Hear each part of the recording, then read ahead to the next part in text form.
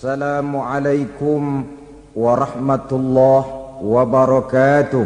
Waalaikumsalam warahmatullahi wabarakatuh. Alhamdulillah wassalatu wassalamu ala sayyidina Rasulillah sayyidina wa maulana Muhammad ibn Abdullah wa ala alihi wa sahbihi wa mawalah. La haula wa la quwwata illa billah, amma ba'du. Bapak-bapak, ibu-ibu, saudara-saudara kaum muslimin rahimakumullah. Pada pertemuan yang lalu sudah saya jelaskan bahwa hidup selalu berakhir dengan kematian. Apabila datang kematian menimpa seseorang, datanglah kiamat baginya. Itu yang disebut dengan kiamat kecil. Hakikatnya mati adalah perpindahan dari kehidupan di dunia ini menuju kehidupan di alam barzakh. Menunggu kita di alam barzakh sampai datangnya saat kiamat. Entah 10 tahun, entah 100 tahun, entah 1000 tahun, hanya Allah saja yang maha tahu. Adapun orang-orang beriman yang melakukan amal kebajikan dalam kehidupan di dunia ini, masa penantian yang lama di alam barzakh buat mereka sebentar saja. Tetapi bagi orang-orang kafir yang ingkar, yang tidak beriman kepada Allah, yang hidup di dunia cuma menumpuk-numpuk dosa, tentu penantian di alam barzakh akan merupakan waktu yang sangat lama. Bukankah dalam kehidupan kita waktu itu memang relatif?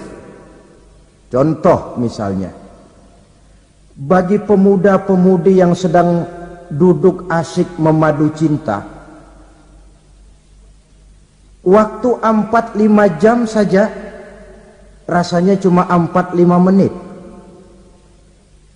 Tenggelam oleh keasikan. Tapi buat orang yang berbaring di rumah sakit, meratap di balik-balik apa itu tembok derita kata lagu, di balik dinding-dinding penjara, sehari bagai seminggu, seminggu rasa sebulan, sebulan boleh jadi rasa setahun. Penantian yang sangat lama. Kapan kiamat itu akan datang? Ini rahasia Allah. Jangankan kita yang orang awam, baginda Nabi sendiri tidak diberitahu oleh Allah kapan kiamat itu akan terjadi. Tetapi sungguh pun demikian, banyak hadis-hadis yang menjelaskan ciri atau tanda-tanda datangnya kiamat. Nah, kalau sudah bicara soal tanda kiamat itu ada 2. Pertama yang disebut alamatus sughra, tanda-tanda kecil. Ini waktunya masih ada tenggang. Ada yang dinamakan alamatul kubra, tanda-tanda besar. Artinya kiamat sudah diambang pintu.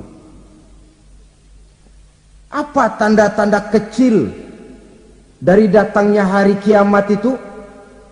Misalnya kata Nabi, apabila ilmu sudah diangkat oleh Allah, artinya apabila ulama sudah banyak wafat, minat orang belajar agama berkurang, lalu kebodohan nampak merajalela di mana-mana, zina dikerjakan secara terbuka, minuman-minuman keras jadi kebanggaan, itu termasuk di antara tanda-tanda kecil terjadinya hari kiamat. Apalagi misalnya iza waladatil ammatu rabbataha, apabila budak sudah melahirkan tuan. Apa maksudnya? Ada yang mentafsirkan apabila anak sudah bisa membudaki orang tuanya. Orang tua yang melahirkan dia, yang membesarkan dia, demi setelah si anak besar jadi orang berpangkat, bertitel, berharta, berkedudukan. Jadilah orang tua itu budaknya. Sehingga sering dibilang kalau orang tua kaya, anak jadi raja. Tapi kalau anak yang kaya, orang tua sering jadi budak. Apalagi munculnya fitnah yang bergelombang, timbul perang antara dua bangsa yang besar, waktu berjalan terasa sangat pendek sekali. Itu merupakan tanda di antara tanda-tanda kiamat. Termasuk di dalamnya sulit membedakan mana laki, mana perempuan. Kan kalau tanda-tanda kayak begini sekarang sudah banyak kita lihat kan. Ulama banyak wafat, penggantinya sulit. Zina dikerjakan berterang-terangan, minuman keras jadi kebanggaan. Banyak anak membudaki orang tuanya, sulit membedakan mana laki mana perempuan. Kadang-kadang dari belakang kita lihat perempuan bener, begitu kita colek nengok jenggotan.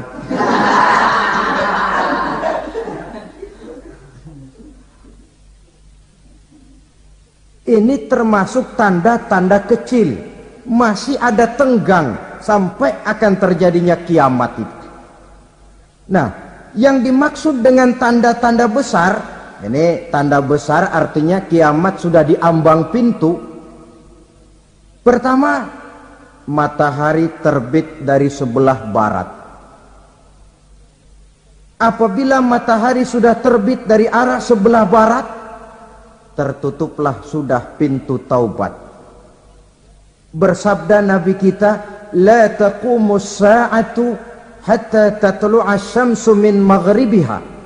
Tidak akan datang hari kiamat sampai matahari terbit dari arah sebelah barat. Fa iza tala'at, manakala matahari telah terbit dari arah sebelah barat, wara'ahan nasu, manusia banyak menyaksikan itu, amanu ajma'un, mereka pun lalu beriman.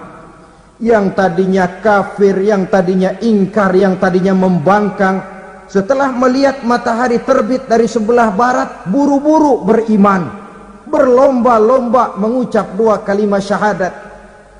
Tapi apa yang terjadi? Kata Nabi, wadzalika hina la yanfa'u nafsan imanuha lam takun amanat min qabl. Hari itu adalah hari yang iman sudah tidak berguna lagi bagi seseorang apabila sebelumnya memang dia tidak pernah beriman.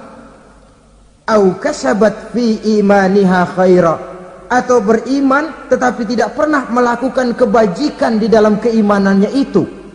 Hari yang sudah kasib, hari yang sudah terlambat, beriman tidak akan ada gunanya lagi.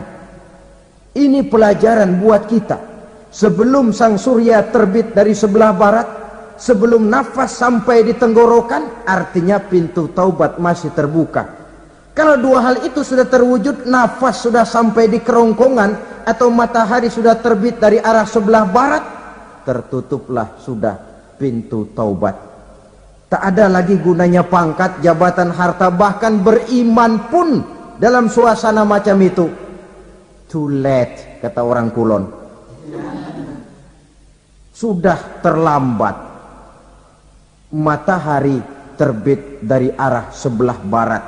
Itu tanda besar, artinya kiamat sudah di ambang pintu. Lalu apalagi tanda besar? Munculnya Dajjal. Dajjal artinya pendusta-pendusta yang menyesatkan manusia. Ada dua macam Dajjal, saudara. Ada Dajjal kecil. Ini Dajjal kelas teri. Kalau ini sejak zaman Rasulullah sudah ada itu.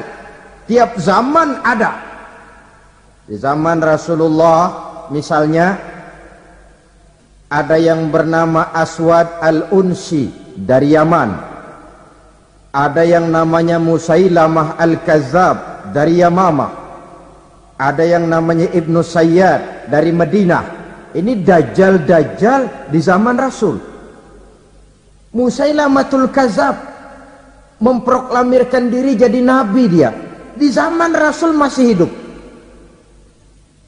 Ini dajjal zaman Nabi. Di zaman sahabat muncul dajjal-dajjal.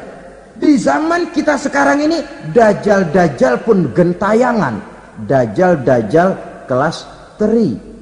Kerjanya mendustakan manusia, menyesatkan manusia, memalingkan manusia dari jalan yang benar dan diridhoi oleh Allah Subhanahu wa taala. Adapun yang merupakan tanda besar dari datangnya kiamat, dajjal-dajjal kelas kakap. Pembohong-pembohong besar yang menyesatkan masyarakat manusia berpaling dari jalan Allah mengikuti jalan mereka. Apa sih ciri dajjal itu? Kata Nabi dalam hadis Bukhari Muslim, innad dajjala, sesungguhnya yang namanya dajjal itu yakhruju, satu saat akan muncul mendekati hari kiamat.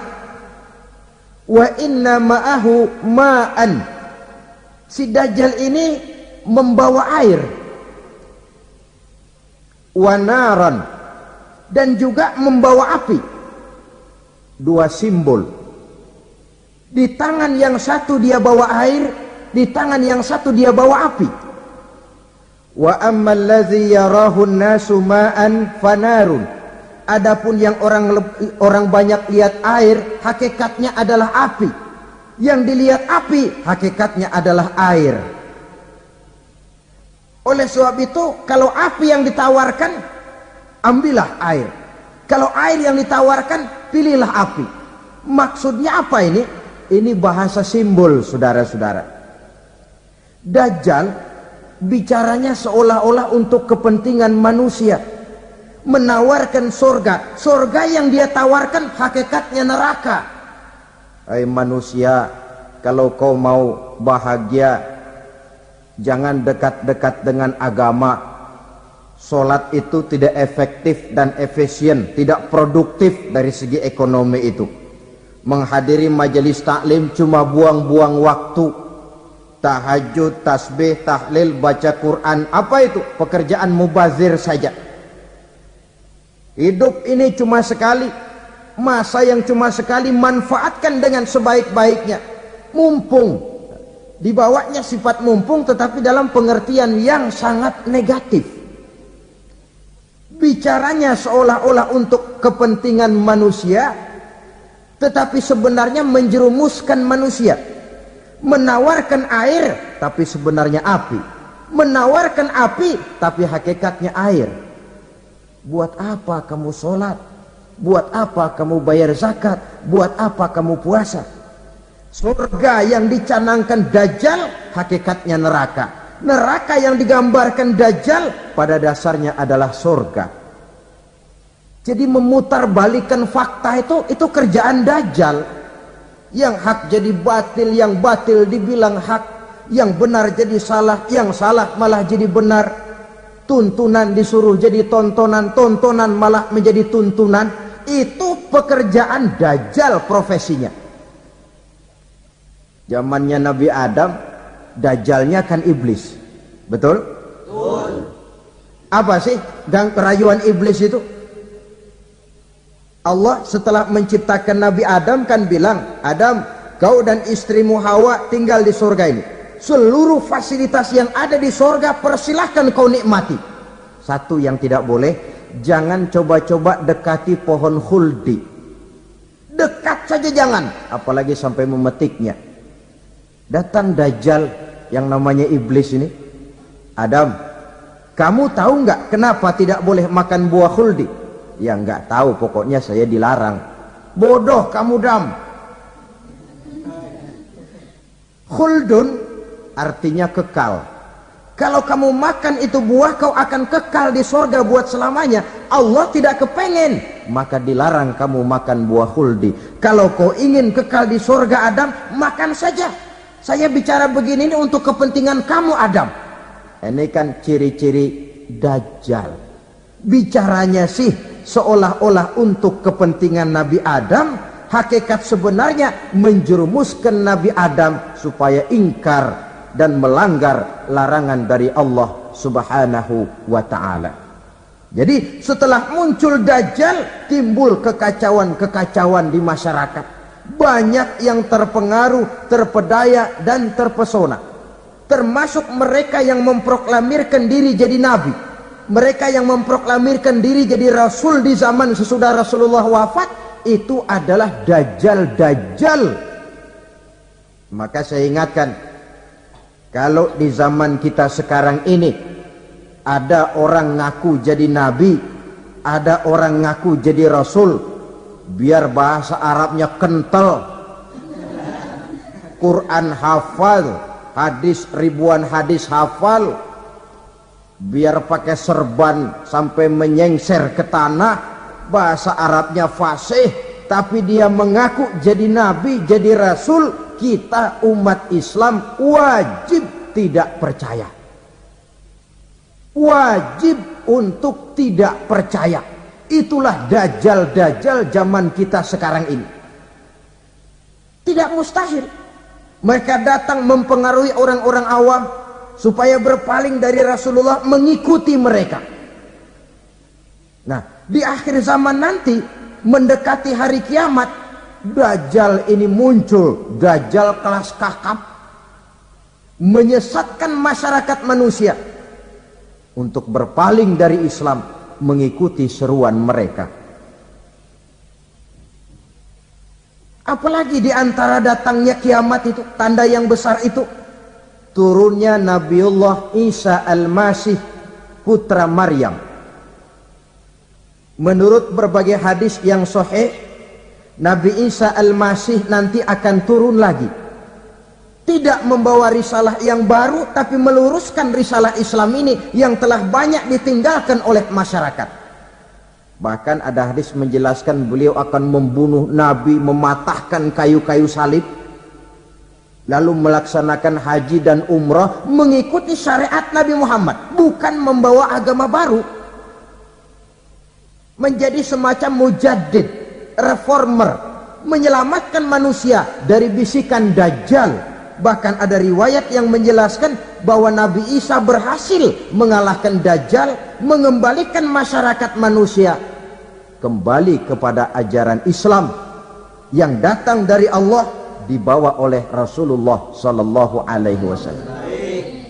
Dengan kata lain, turunnya Nabi Isa bukan sebagai nabi dan rasul baru, tetapi mengikuti syariat Nabi kita Muhammad sallallahu alaihi wasallam. Saudara hadirin, ibu-ibu hadirat yang saya hormati, kemudian apalagi di antara tanda-tanda besar akan datangnya kiamat itu? Keluarnya asap atau awan. Kata Nabi, inna min asyrati sa'ah dukhanan yamla'u ma bainal masyriqi wal maghrib. Di antara tanda-tanda kiamat, munculnya awan atau asap yang memenuhi antara langit dan bumi. Ini pun diperkuat dalam surah Ad-Dukhan ayat 10.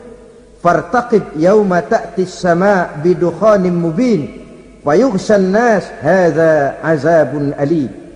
Bagi orang-orang yang beriman, mereka biasa-biasa saja. Tapi bagi orang kufur, datangnya asap dan awan ini merupakan azab yang kelewat pedih.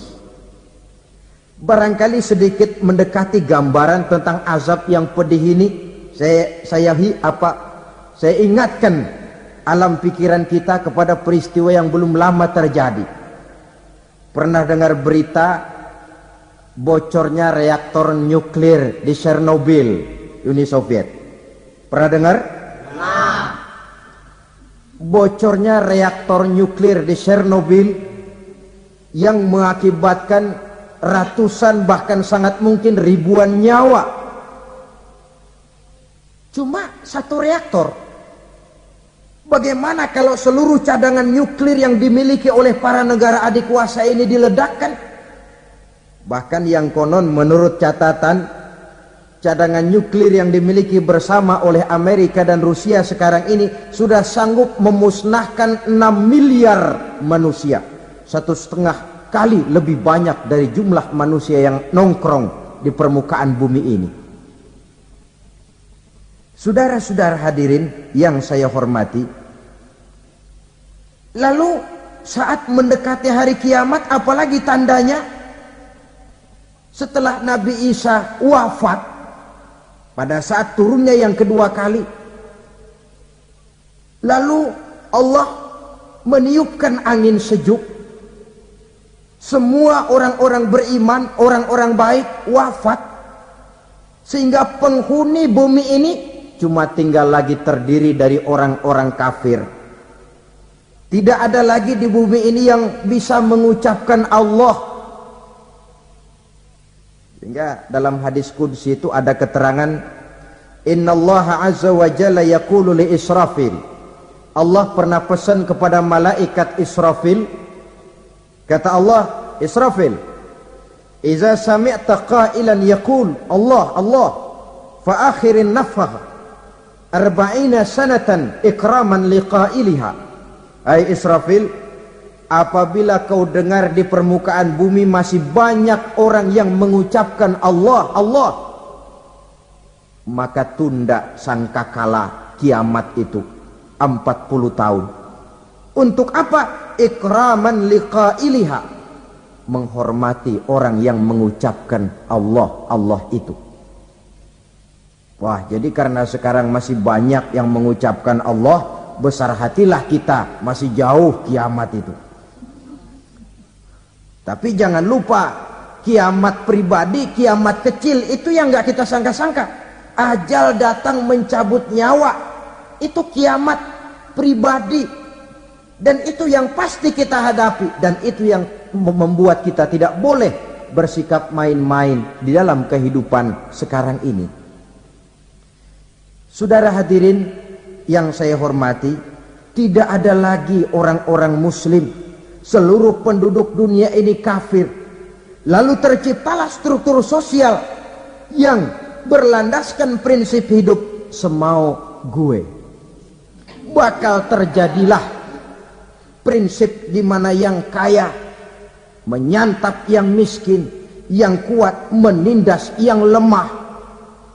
Hidup sudah bagaikan di rimba belantara, berlaku hukum rimba. Siapa yang kuat dia yang menang, siapa yang lemah menjadi mangsa. Timbul kekacauan, maksiat merajalela, munkarat menjadi-jadi, sehingga isi bumi ini penuh dengan segala macam perbuatan dosa. Tidak ada perlunya lagi alam diperpanjang temponya. Datang saat yang sudah dijanjikan oleh Allah Azza wa Jalla, maka terjadilah yang disebut kiamat kubra, kiamat besar, kiamat hancur-hancuran. Bagaimana kejadian ini dimulai? Dalam surah Az-Zumar ayat 68, Allah subhanahu wa ta'ala berfirman, wa nufikha fis suri fasa'iqa man fis samawati wa man fil ardi illa man sya'allahu. Maka manakala ditiuplah sangkakala, terkejutlah seluruh yang ada di langit dan seluruh yang ada di bumi.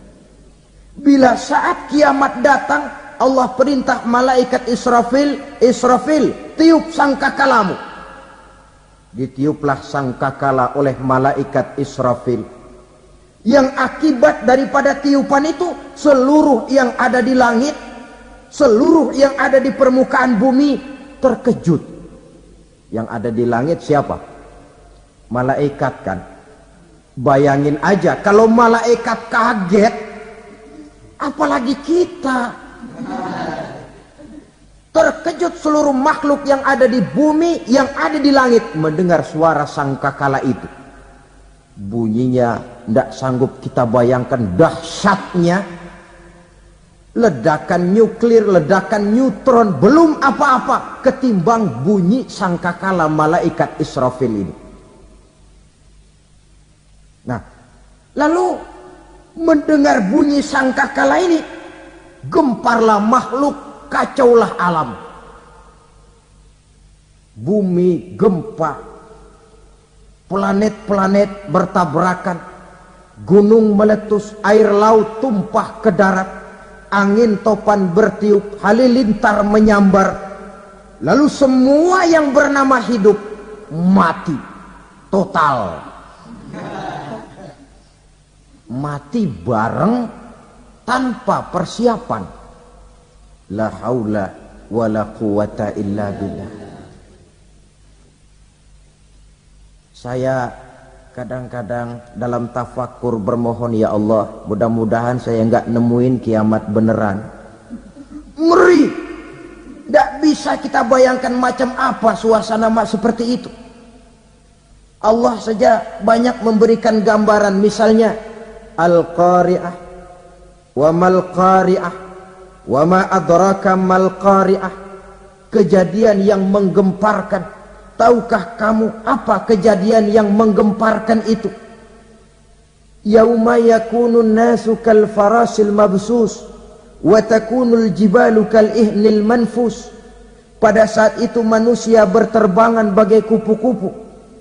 Gunung berterbangan seperti kapas ditiup angin. Gunung saja macam kapas, konon lagi manusia. Kematian total, mulai semut sampai gajah mati, jin mati, iblis mati, malaikat mati. Malaikat saja mati. Saudara hadirin yang saya hormati, kematian total yang tanpa persiapan. Orang bilang, Pak, kalau mati bareng begitu yang repot malaikat maut dong ya. Cabut sana, cabut sini. Itu kalau menurut logika kita, mestinya begitu menurut logika. Tapi logika juga yang bilang nggak perlu serepot itu. Sebab untuk mematikan listrik di wilayah DKI, di wilayah Jakarta, nggak perlu tiap rumah didatengin matiin, ya lama. Cukup dari kantor pusatnya saja PLN tekan satu tombol, gelaplah seluruh Jakarta. Saudara hadirin yang saya hormati, kematian total. Lalu setelah kematian total, planet-planet juga mati, dalam arti tidak bergerak dan beredar. Angin mati, dalam arti tidak bertiup. Air mati, dalam arti tidak ada riak gelombang. Pokoknya semua mati. Kullu nafsin za'iqatul maut, semua yang bernafas mati. Dalam ayat lain, kullu man 'alaiha fan, semua yang ada di permukaan bumi fana. Yang kekal cuma Allah Subhanahu wa ta'ala.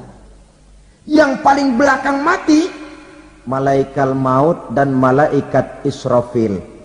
Tapi mati juga sesuai dengan janji Allah. Menurut hadis Bukhari Muslim dari Abi Hurairah, masa tenggang waktu antara kematian total pada tiupan sangkakala pertama dengan proses kebangkitan pada tiupan sangkakala kedua 40 lamanya. Tidak dijelaskan oleh Abi Hurairah 40 jam, apa 40 hari, apa 40 tahun. Hadis-hadis cuma menyebutkan 40 saja. Sunyi alam, yang tinggal cuma Allah saja lagi.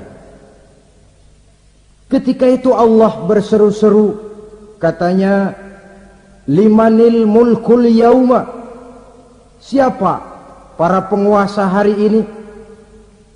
Mana itu raja-raja dan penguasa yang dulu mengaku jadi Tuhan? Fir'aun. Mana Fir'aun sekarang? Yang dulu jadi raja, merasa berhasil, sombong, lalu tidak mau turun-turun dari kekuasaannya. sampai kepada puncak kekurang ajarannya mengangkat diri jadi Tuhan. Mana itu Fir'aun? Namrus, mana sekarang Namrus? La ilaha illa ana, ternyata tidak ada Tuhan lain selain daripada aku, kata Allah. Proses kemudian, saudara-saudara, turunlah hujan dari langit. 40 lamanya hujan itu. Tidak jelas juga 40 jam apa 40 hari. Setelah air turun membasahi, datanglah tiupan sangkakala yang kedua. Semua yang bernama mati bangkit dari kuburnya masing-masing. Ini yang disebut Yaumul Ba'thi, hari kebangkitan. Allahu Akbar. Pada saat kita bangkit dari kubur kita masing-masing, kumpul di padang mahsyar namanya. Bayangin aja, saya sendiri nggak sanggup bayangin. Manusia sejak zaman Adam sampai zaman kiamat kumpul bareng di tempat sama. Berapa banyaknya itu?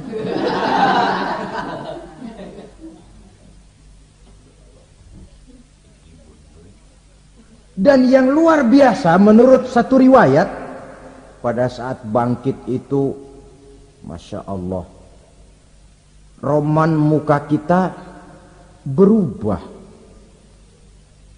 disesuaikan dengan amalan kita waktu di dunia ini. Barang siapa yang waktu di dunia amalannya itu amalan tikus, di akhirat nanti dia bangkit dari kubur, mukanya seperti muka tikus. Gagah betul badannya, tapi mukanya seperti tikus. Kenapa? Amalannya waktu di dunia seperti amalan tikus. Apa amalan tikus itu? Suka ngegeragoti barang yang sudah disimpan rapi-rapi. Orang sudah simpan uang rapi-rapi, simpan perhiasan rapi-rapi, digeragoti oleh tikus. Maling-maling, pencoleng-pencoleng, koruptor-koruptor, itu nanti di akhirat nanti kita lihat mukanya seperti muka tikus. Oh, ini waktu di dunia suka nyolong, mukanya seperti muka tikus.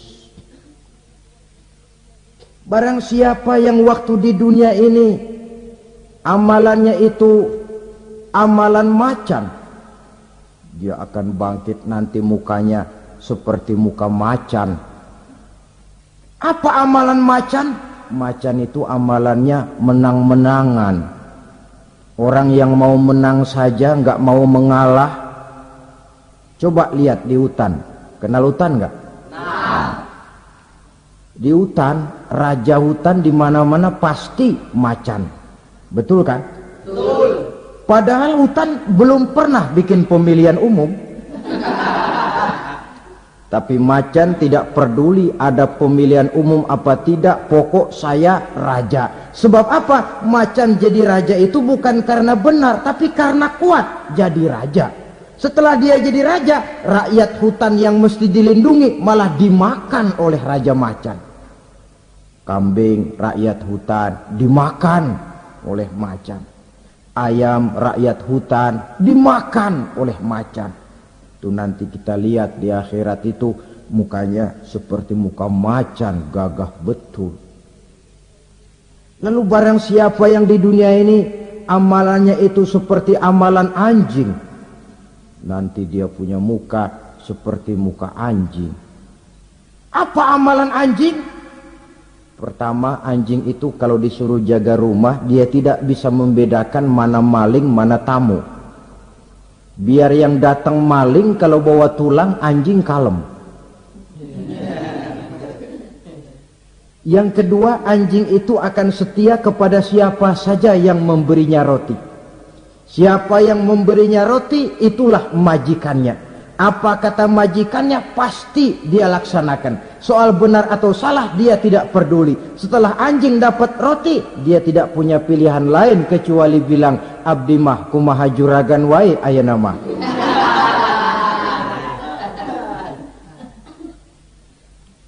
Saudara hadirin yang saya hormati, berkumpul di padang mahsyar, tiap orang sibuk dengan persoalannya masing-masing.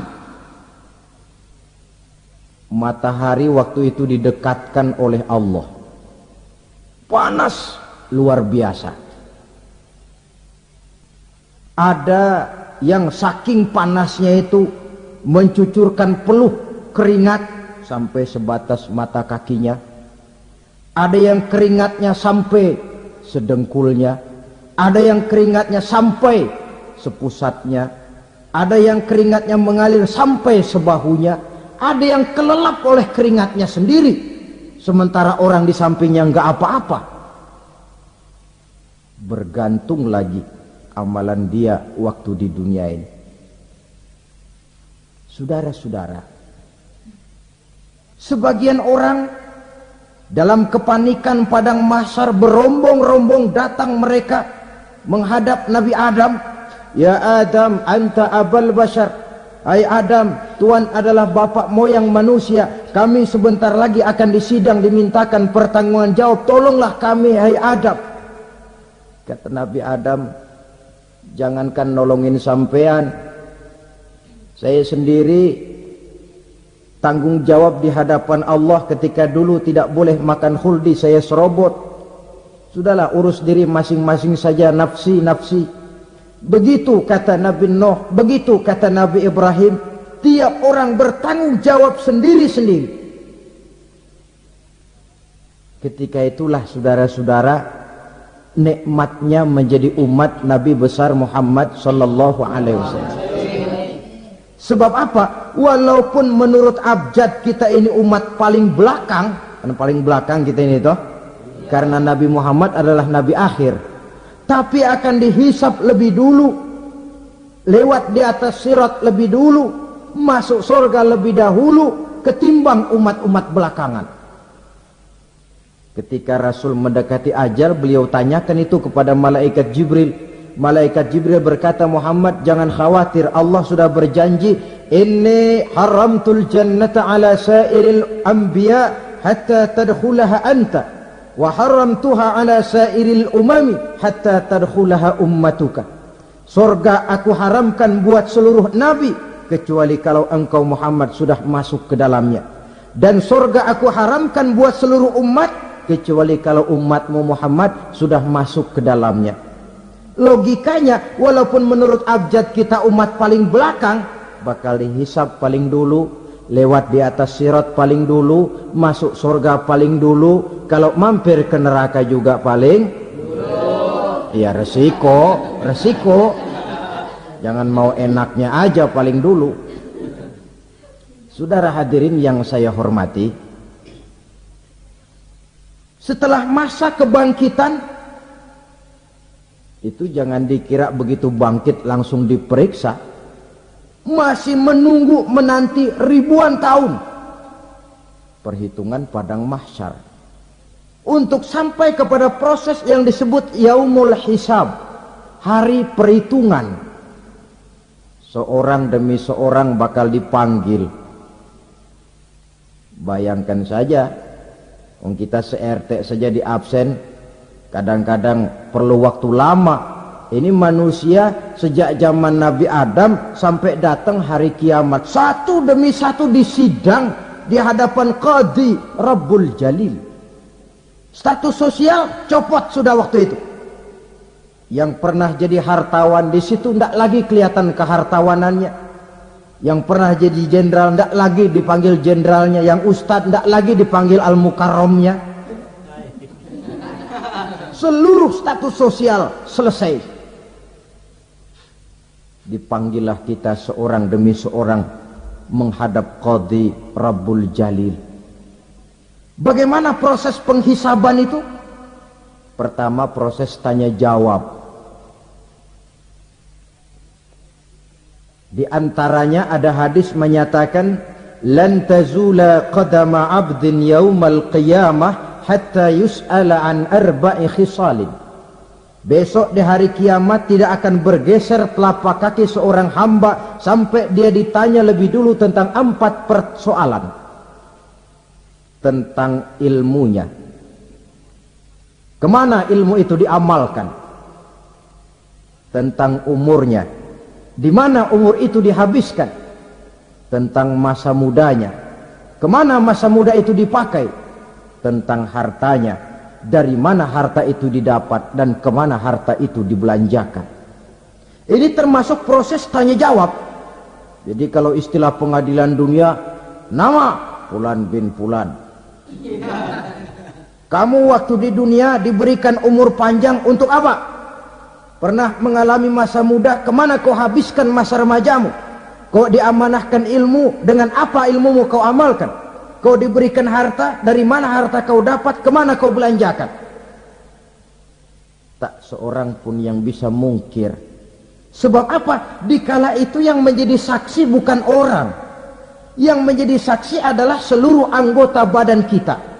Tangan bicara, kaki jadi saksi terhadap seluruh amalan yang pernah kita kerjakan pada saat kehidupan di alam dunia ini.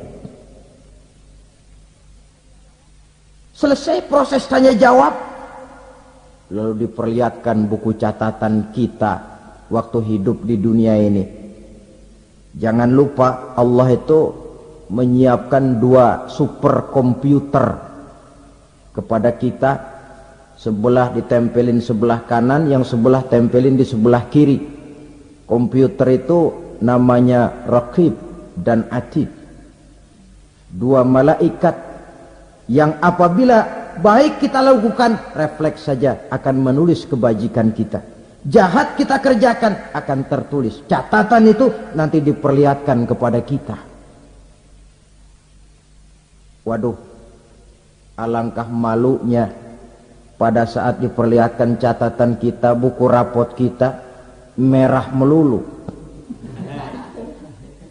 Barangkali diperiksa sambil diomelin, brengsek lo.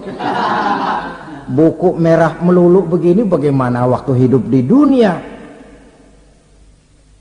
Tidak cukup diperlihatkan buku catatan kehidupan, rekaman kehidupan. Rekaman kehidupan kita secara utuh sejak terlahir sampai ajal datang merenggut nyawa.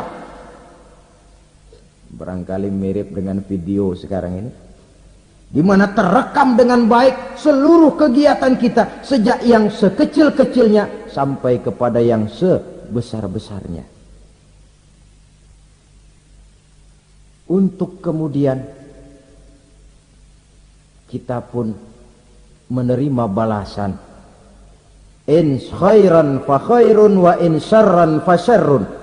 Kalau baik ya baik balasannya, kalau jahat ya jahat juga balasannya. Catatan-catatan kita diberikan. Kalau banyak kebajikannya diberikan di tangan kanan dengan cara yang halus. Kalau banyak kejahatannya diberikan dari sebelah kiri atau dilempar dari belakang. Itulah sebabnya sejak di dunia ini kita sudah mohon kepada Allah. Ketika berwudu membasuh tangan kanan, apa kita bilang? Allahumma a'tini kitabi biyamini wa hasibni hisaban yasira. Ya Allah, berikan saya kitab di tangan kanan, dan kalau saya memang perlu dihisap, hisaplah saya yang seringan-ringannya. Tangan kiri berlindung kita kepada Allah, jangan sampai diberikan kitab di tangan kiri atau dari arah sebelah belakang. Wa a'udzubika an tu'tiya kitabi bishimali aw min wara'i zuhri, dari arah sebelah belakang. Na'udzubillah min dzalik. Setelah selesai lewat proses penghisaban, lewat mizan, timbangan, maka yang sudah selesai dihisab itu bergeraklah menuju sirat, jembatan yang terbentang menuju surga melalui neraka. Saudara-saudara, panjangnya perjalanan sirat itu memakan waktu ratusan tahun. Tetapi orang yang lewat di atas sirat pun macam-macam, bergantung amalannya ketika di dunia ini. Ada yang lewat di atas sirat itu kal barqil khatib, seperti kilat yang menyambar, lep, sudah sampai dia di surga. Cepat bukan main. Ada yang lewat di atas sirat itu seperti orang lari-lari. Ada yang lewat di atas sirat itu seperti orang jalan biasa.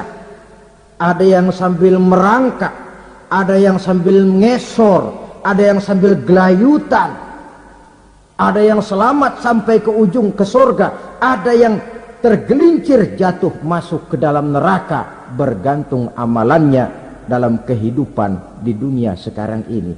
Tiap kita akan melewati yang namanya sirat ini. Saudara-saudara kaum muslimin yang saya hormati, dengan demikian mereka yang selamat melalui sirat sampai ke terminal akhir surga, mereka yang ketika dihisab ternyata banyak kejahatannya daripada kebaikannya, mereka singgah di dalam neraka. Nah, adapun orang-orang yang beriman menurut ayat Quran dan hadis Nabi itu nanti ada bermacam-macam. Ada orang beriman itu yang dimasukkan surga. Ada orang beriman itu yang dimasukkan ke dalam surga. Ada orang beriman itu yang disebut penduduk surga. Kenapa lain-lain, Pak? Karena waktu di dunia amalannya juga lain-lain. Ada orang beriman yang masuk surga. Ini paling murah tiketnya. Mau masuk surga? Kata Nabi begini, ma min abdin qala la ilaha illallah thumma mata ala dhalik illa dakhala al-jannah. Kalau seorang hamba sudah mengucap dua kalimat syahadat, dia yakin dengan kebenaran kalimat itu sampai matinya, orang itu akan masuk surga. Abi Dzar yang waktu itu diajak bicara heran, ya Rasul kok gampang betul? Iya, walaupun orang itu mencuri, iya, walaupun orang itu berzina, iya, biar dia mencuri, biar dia berzina, kalau dia sudah mengucap dua kalimat syahadat, dia yakin dengan kebenaran kalimat itu sampai matinya, itu orang akan masuk surga. Jadi masuk surga cukup dua kalimat syahadat, yakin sampai mati, masuk surga. Itu perkara masuk. Tapi kalau pertanyaannya diterusin, masuknya kapan, Pak? Nah, ini lain lagi urusannya. Sebab ada yang masuknya itu langsung, ada yang mampir dulu. Di sana tempat cuma dua, kalau tidak surga, neraka. Mau ke surga tapi mampir dulu, yang mampirnya jelas di neraka. Kenapa? Dalam hadis qudsi ada riwayat, nanti itu di akhirat, setelah Allah selesai mengatur penduduk surga masuk surga, yang neraka masuk neraka, Allah berkata kepada malaikat Malik, malaikat Malik, labaik ya Allah, itu bajingan-bajingan tengik, manusia-manusia durjana yang waktu di dunia tidak mau sujud, jauh dari ulama, gemar melakukan yang munkarat dan maksiat, hidup di tengah masyarakat selalu jadi bibit keonaran, kufur, sudah masuk neraka semua. Sudah ya Allah. Nah, kalau sudah, coba sekarang kamu masuk, Malik. Saya, iya, masuk neraka. Mau apa ya Allah? Kata Allah, akhriju minan nar man kana fi qalbihi misqala habatin min khardalin min iman. Kau masuk neraka, cari di dalam neraka orang-orang yang ada imannya walaupun kecil sebesar biji zarah, angkat mereka keluar. Masuk malaikat Malik ke neraka, cari orang yang ada imannya, korek-korek. Ya repot, udah pada gosong. Yang ada imannya diangkat ke atas, yang ada imannya diangkat ke atas. Lalu dimandikan di Nahrul Hayat, namanya sungai kehidupan di akhirat nanti. Cakep lagi rupanya, bersih lagi wajahnya, apel di hadapan Allah. Kata Allah, bagaimana mas? Kapok nggak sampean? Kapok ya Allah. Nah, kalau kapok, idhab fadkhulil jannah. Pergi, masuk surga sana. Berangkat mereka ke surga. Ketemu sama teman-temannya yang udah sampai lebih dulu. Yang nggak pakai mampir lagi. Terjadi dialog. Kata teman-temannya yang udah pada nyampe duluan, mas, iya. Emang baru sampai? Saya baru sampai. Memang mampir di mana dulu mas? Kita sudah lama sampai di surga. Saudara buka surah Al-Muddatsir ayat 34-35. Ma salakakum fis saqar? Kenapa kamu mampir di neraka Saqar? Qalu lam naku minal musallin. Mereka menjawab, kami mampir di neraka Saqar mas, gara-gara dulunya kami waktu di dunia tidak pernah sholat. Tidak pernah sholat? Tidak pernah. Kan rumahnya dekat masjid. Cuma dekat doang mas. Sholat mah enggak saya. Enggak pernah ngasih makan fakir miskin. Tidak pernah hadir di majelis taklim. Pendeknya tidak pernah melakukan kebajikan. Maka saya pun mampir di neraka Saqar. Untung betul saya punya iman mas, sedikit. Waktu hidup di dunia dulu saya pernah mengucap 2 kalimat syahadat. Sekali-kalinya waktu mau kawin. Masya Allah. Untung saja kawin. Kalau nggak kawin polos.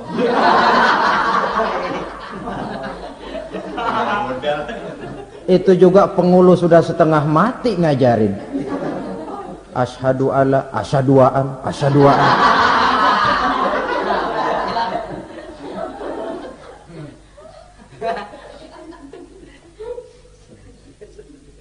Ini namanya masuk surga. Ada mampir dulu. Ada pula orang mukmin itu yang dimasukkan surga. Namanya dimasukkan kan terima beres. Saya masuk ke rumah, jalan sendiri, cari tempat sendiri. Saya dimasukkan ke dalam rumah, terima beres, pokok ada di dalam, itu dimasukkan namanya. Nggak pakai mampir. Tapi tentu tiketnya lebih mahal ketimbang yang pertama tadi. Apa kata Allah? Innal ladzina amanu wa amilus salihat la ukaffiranna anhum sayyi'atihim wa la udkhilannahum jannah. Sesungguhnya orang-orang yang beriman kemudian beramal soleh, kami hapuskan segala dosa dan kesalahannya, kami masukkan mereka ke dalam surga. Lihat ayatnya, Allah yang memasukkan, kita yang dimasukkan. Tidak pakai transit, tidak usah mampir. Cuma tidak cukup syahadat, tidak cukup amanu, tapi diiringi dengan wa'amilus salih. Iman, amal. Tidak cukup syahadat, lalu dibuktikan dia sholat, dia zakat, puasa, lalu dia melakukan berbagai macam kebajikan. Ini yang menyebabkan dia tidak pakai mampir di tempat yang bernama Saqar. Lalu ada pula orang mukmin itu yang disebut penduduk sorga. Wah, ini sudah VIP ini. Ashabul jannah, penduduk sorga. Siapa mereka? Kata Allah, innal ladzina amanu summa istaqamu fala khaufun 'alaihim wala hum yahzanun ulaika ashabul jannah hum fiha khalidun. Sesungguhnya orang-orang yang beriman lalu istiqamah, tetap dalam melaksanakan perintah Allah, tidak goyah, tidak labil tapi stabil, istiqamah, mereka tidak takut dan tidak bersedih hati, merekalah penduduk surga. Iman, istiqamah. Tidak punya duit, sembahyang. Banyak duit, sembahyang.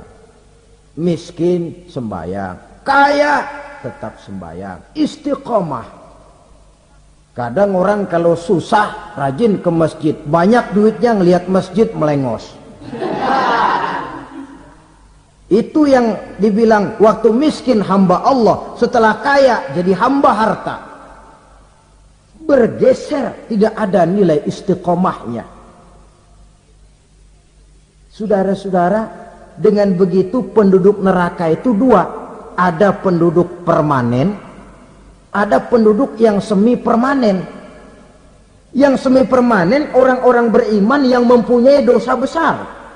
Mereka masuk ke neraka untuk menerima azab sesuai dengan dosanya. Bila selesai masa azab itu, mereka akan diangkat untuk ditempatkan kembali ke dalam surganya Allah Subhanahu wa ta'ala. Nah, dikala itulah saudara-saudara, ada yang disebut syafaat dari Rasulullah Sallallahu Alaihi Wasallam. Tapi tentu jangan lupa, syafaat ini ibarat kain menambal dia. Kita punya kain bolong-bolong sedikit, syafaat yang menambal. Solat kita ada kurang dikit, sedekah kita ada campur riak dikit, amalan kita ada tidak karena Allah dikit, kita berharap syafaat. Jadi biarlah kain masih bolong-bolong, yang penting punya kain. Tapi kalau kainnya tidak ada, yang ditambal apanya? Solat tidak, puasa tidak, zakat tidak, berharap syafaat saja. Ya, terlalu berlebihan itu. Saudara hadirin yang saya hormati, apabila selesai proses penghisaban, proses penghitungan, maka dikala itulah manusia terbagi dalam dua kelompok besar. Fariqun fil jannah wa fariqun fis sa'ir. Sekelompok orang-orang beruntung yang masuk ke dalam surga, dan sekelompok lagi masuk ke dalam neraka. Akan memakan waktu untuk menceritakan sifat surga dan neraka, tapi insya Allah pada kesempatan pertemuan lain saya sampaikan. Namun sebagai gambaran umum cukuplah saya sampaikan sebuah hadis qudsi. Allah jelaskan, a'dadtu li'ibadiyas salihin ma la ainun ra'at wa la uzunun sami'at wa la khatara fi qalbil bashar. Aku sediakan buat hamba-hambaku yang soleh, yang tidak pernah terlihat oleh mata, tidak pernah terdengar oleh telinga, dan belum pernah terdetik dalam hati manusia. Jadi kenikmatan surga belum pernah dilihat mata, belum pernah didengar telinga, belum pernah terdetik dalam hati. Pedihnya azab neraka belum pernah terlihat mata, belum pernah terdengar telinga, belum pernah terdetik dalam hati. Saudara hadirin yang saya hormati, oleh karena itu sebagai uraian akhir daripada kiamat ini, marilah sama-sama kita memanfaatkan hidup dengan sebaik-baiknya.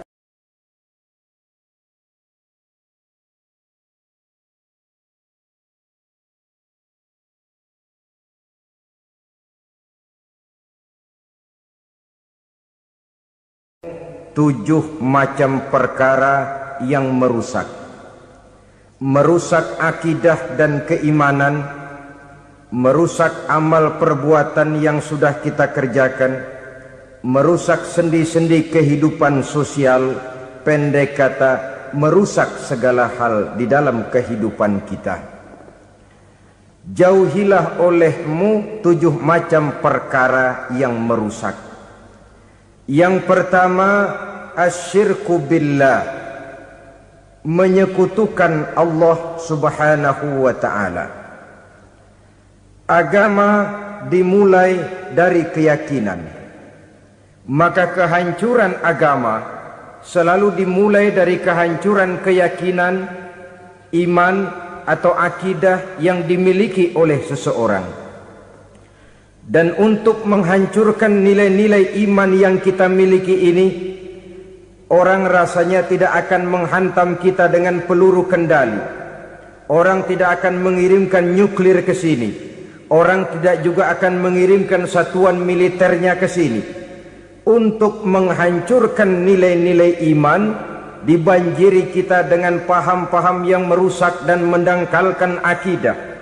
Baik ia bernama materialisme, baik ia bernama sekularisme, baik ia bernama banjirnya maksiat dan munkarat, baik ia bernama banjirnya peradaban dan kebudayaan yang menghancurkan moral daripada anak-anak kita, sedikit demi sedikit melenturkan dan melunturkan nilai-nilai keimanan kita, untuk kemudian pada waktunya nilai iman itu akan bertukar dan berganti menjadi nilai syirik kepada Allah Subhanahu wa taala. Atau pada sisi lain menjadikan yang selain Allah sebagai tujuan akhir daripada kehidupan kita. Sedangkan kita sama-sama maklum bahwa di dalam pandangan agama Islam, dosa yang tidak berampun, dosa yang terbesar, termasuk dalam kategori bapak moyangnya dosa, tidak lain adalah syirik, yakni menyekutukan Allah Subhanahu wa ta'ala. Pola penghancuran iman ini memang berstrategi. Ditawarkan kita kepada paham materialisme, paham kebendaan, di mana otak menempati urutan sebagai ranking pertama, Tuhan jatuh pada urutan kedua. Lalu menyusul kepada paham sekularisme, Allah dipisahkan dari seluruh kegiatan hidup ini, untuk pada gilirannya menjadikan yang selain Allah sebagai tujuan akhir daripada seluruh kegiatan hidup kita. Oleh karenanya, kewajiban menjaga nilai-nilai iman ini merupakan kewajiban yang mulia tetapi berat, tidak hanya untuk kita, tetapi juga bagaimana mewariskannya kepada anak-anak kita, generasi yang akan datang. Orang-orang tua bijaksana yang diceritakan di dalam Al-Quran, kalau sudah berpikir tentang anak-anaknya, pertanyaan yang paling mereka risaukan ialah, ma ta'buduna min ba'di. Anakku, kalau pada satu saat aku, ayahmu sudah tidak ada lagi di dunia ini, meninggalkan kamu semua, ma ta'buduna min ba'di, apa yang akan kamu sembah nak? Jikalau sekarang ayahmu masih mau ke masjid, masih mau melakukan rukuk dan sujud, masih beribadah menyembah Allah Subhanahu wa ta'ala, kalau orang tuamu sudah tidak ada, ma ta'buduna min ba'di, masihkah engkau mau datang ke masjid? Masihkah engkau mau rukuk dan sujud? Masihkah engkau mau menyembah Allah Subhanahu wa ta'ala? Pertanyaan ini yang dipikirkan oleh Nabi Yakub kepada putra-putranya. Pertanyaan ini yang diteruskan oleh Nabi Ibrahim kepada anak-anaknya. Pertanyaan ini yang diwariskan oleh generasi ulama'us salafus saleh kepada para generasi berikutnya. Bagaimana kita generasi sekarang? Kita orang-orang tua sekarang bukan berfikir ma ta'buduna min ba'di, malah yang kita fikirkan ma ta'kuluna min ba'di. Kalau bapak tidak ada nanti kamu makan apa nak? Perkara kamu nyembah apa, urusan nomor 18. Yang penting kamu nanti hidup bisa makan nak. Maka kita sibuk mewariskan harta kepada anak-anak kita. Kita sibuk mewariskan kebun dan tanah kepada anak-anak kita. Kita sibuk mewariskan pabrik kepada anak-anak kita, sementara kita lupa mewariskan intan yang paling mahal, mewariskan mutiara yang paling berharga, yaitu nilai iman kepada Allah Subhanahu wa ta'ala. Alangkah baiknya apabila warisan harta, warisan tanah dan kebun, warisan rumah dan pabrik didasari lebih dahulu dengan mewariskan nilai iman kepada Allah Subhanahu wa ta'ala. Sebagai orang-orang tua, kita boleh bersedih kalau anak kita tidak mengerti komputer. Kita boleh bersedih kalau anak kita tidak mengerti matematika. Kita boleh bersedih kalau anak kita tidak mengerti bahasa Inggris. Tapi sewajarnya lebih bersedihlah kita orang tua jikalau mempunyai anak yang tidak kenal Allah sebagai Tuhannya, yang kemudian tidak mau rukuk dan sujud kepada Allah Tuhannya. Itulah kemalangan yang paling malang bila kita meninggalkan generasi yang tidak bertauhid kepada Allah Subhanahu wa ta'ala. Betapapun anak kita tidak ngerti komputer, saudara, paling-paling kerugiannya cuma kerugian dunia. Masuk dia ke alam barzakh, munkar nakir tidak akan sempat tanya kau belajar komputer apa tidak. Kumpul dia di padang mahsyar, malaikat juga tidak akan tanya matematikamu nilainya berapa. Yang ditanya, kau kenal Allah, kau rukuk dan sujud kepadanya, kau pernah datang ke masjid. Oleh karena itu sekali lagi, menjaga nilai iman tidak hanya untuk kita, tetapi juga mewariskannya kepada anak-anak kita, generasi yang akan datang. Sungguh kemalangan yang paling besar apabila kita meninggalkan anak-anak kita. Mereka kita tinggalkan lemah ekonominya, itu tidak baik. Mereka kita tinggalkan lemah otaknya, itu pun akan membuat mereka tertinggal oleh yang lain. Tapi yang paling celaka, jikalau kita tinggalkan mereka dalam kondisi lemah imannya, rapuh akidahnya, tidak baik dan tidak betul keyakinan hidupnya.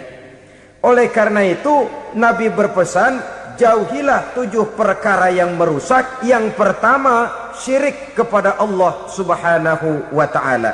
Menyekutukan Allah baik dalam ucapan, dalam keyakinan, ataupun dalam perbuatan. Ini perkara pertama yang termasuk 7 perusak besar di dalam kehidupan. Kalau sudah jatuh kita ke lembah syirik, bagaimanapun banyak kebaikan yang kita kerjakan, berjiwa sosial, bertangan pemurah, gemar menolong orang lain, kalau memang dasarnya syirik, maka seluruh kebaikan kita akan hancur, tidak akan ada nilainya dalam pandangan Allah subhanahu wa ta'ala. Dalam pandangan manusia, mungkin kita dicatat sebagai orang sosial, gemar menolong orang lain, tidak berpangku tangan melihat orang yang mendapat kesulitan. Tapi oleh karena dasarnya syirik, dasarnya tidak mentauhidkan Allah, maka seluruh nilai kebaikan yang kita kerjakan tidak akan ada nilainya dalam pandangan Allah subhanahu wa ta'ala. Maka jagalah iman kita, jangan sampai dihinggapi penyakit syirik yang bagaimana kecilnya sekalipun. Sekali lagi, baik syirik dalam bentuk ucapan, syirik dalam bentuk keyakinan, sampai kepada syirik dalam bentuk perbuatan, kita berhindar kepada sifat-sifat yang sedemikian itu. Karena apa? Dalam satu ayat Quran Allah subhanahu wa ta'ala menjelaskan, innallaha la yaghfiru ayyushraka bih wa yaghfiru ma duna dzalika liman yasha. Allah tidak akan memberi ampun kepada orang-orang yang menyekutukannya, tapi Allah masih mau memberikan ampun kepada dosa-dosa yang selain itu bagi orang-orang yang dikehendakinya. Dosa selain syirik, apabila kita bertaubat, Allah masih mau mengampuni. Tapi kalau sudah jatuh ke tempat syirik, itu sudah dosa yang tidak berampun. Taubatnya tidak lain melepas syirik, kembali kepada tauhid, berkeyakinan bahwa hanya ada Allah subhanahu wa ta'ala, Tuhan satu-satunya, yang lam yalid walam yulad walam yakul lahu kufuwan ahad. Tidak beranak, tidak pula diperanakkan, dan tidak satupun yang dapat menyerupai Tuhan Allah subhanahu wa ta'ala. Saudara-saudara kaum muslimin rahimakumullah, bahwa kita di zaman sekarang memang tidak menyembah berhala, ya. Bahwa kita tidak berterang-terangan mengatakan Tuhan lebih dari satu, memang. Bahwa kita tidak berkeyakinan Tuhan itu punya anak atau diperanakkan, tentu. Tapi dalam perbuatan dan i'tiqad, kita kadang-kadang jatuh tanpa kita sadari ke tempat yang bernama syirik ini. Oleh karenanya, di zaman di mana teknologi makin canggih, di mana kemajuan pembangunan makin menjangkau berbagai aspek kehidupan, diperlukan keseimbangan antara kemajuan fisik material dengan kemajuan mental spiritual. Apabila tidak ada keseimbangan, yang terwujud tentulah kepincangan, yang diawali dengan pincangnya cara kita berpikir, sehingga pada akhirnya akan mengarah kepada pincangnya cara kita berbuat dan bertindak di dalam kehidupan kita. Oleh karena itu Nabi berpesan, jauhilah sifat syirik, karena syirik merupakan dosa yang teramat besar. Ini sifat merusak yang pertama. Yang kedua, kata Nabi, wasihra, jauhilah sihir. Sihir ini juga termasuk perkara yang merusak kehidupan.